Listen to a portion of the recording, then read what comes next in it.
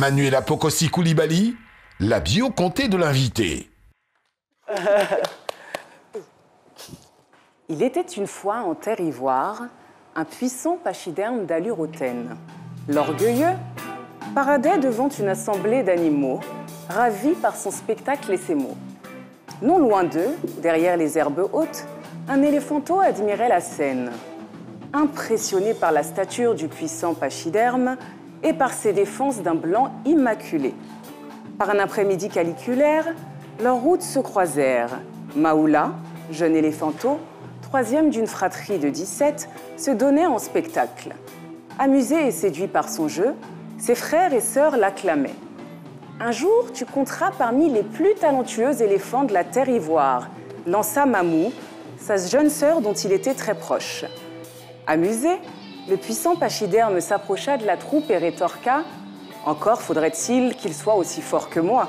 Sans cela, tu ne joueras jamais devant tous les animaux. » Puis il s'éloigna, dans un bruyant barrissement ironique, devant les éléphanteaux abasourdis. Maoula, lui, n'en crut pas un mot et décida d'entamer une longue quête pour prouver au pachyderme qu'il se méprenait. En premier lieu, il se dirigea vers le village voisin où vivait l'un des mentors les plus réputés, Maître Sidiki Bakaba. Ce dernier le prit sous son aile et le forma. Grâce aux enseignements de Maître Bakaba, Maoula, désormais jeune éléphant, était capable d'aller à la conquête du monde.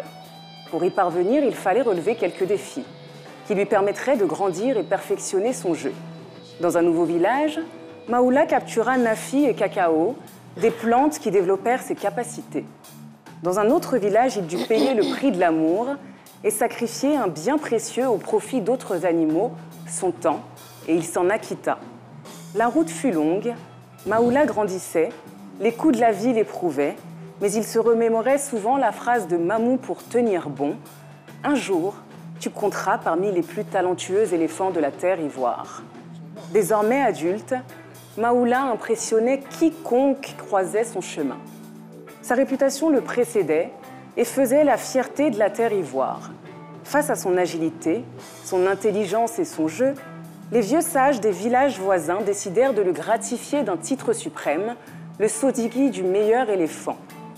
Vous rappelez-vous du puissant pachyderme, celui qu'admirait Maoula? Eh bien, il n'en revenait pas.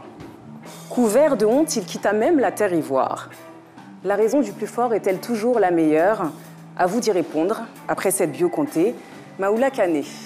Et si finalement, le plus grand rôle de votre vie était celui de justifier? Avocat de vos confrères comédiens, avocat de votre passion, le cinéma, vous l'incarnez en tout cas à merveille. Bravo! Merci beaucoup, Manuela Pocosi, pour ce joli conte. Ça fait quoi de voir son histoire racontée de la sorte? Tu remercies ses parents d'avoir mis à l'école. En tout cas, merci aux parents de Manuela s'ils nous suivent. Et j'ai retenu la fin, la raison du plus fort est toujours la meilleure. C'est issu d'un fable de Jean de La Fontaine. Voilà, un pied de nez même. Fable, pardon, de Jean de La Fontaine. Je pense les animaux malades de la peste. Absolument, Un mal et le qui loup et répand la l'agneau également. terreur. Bien enseigné. Exactement.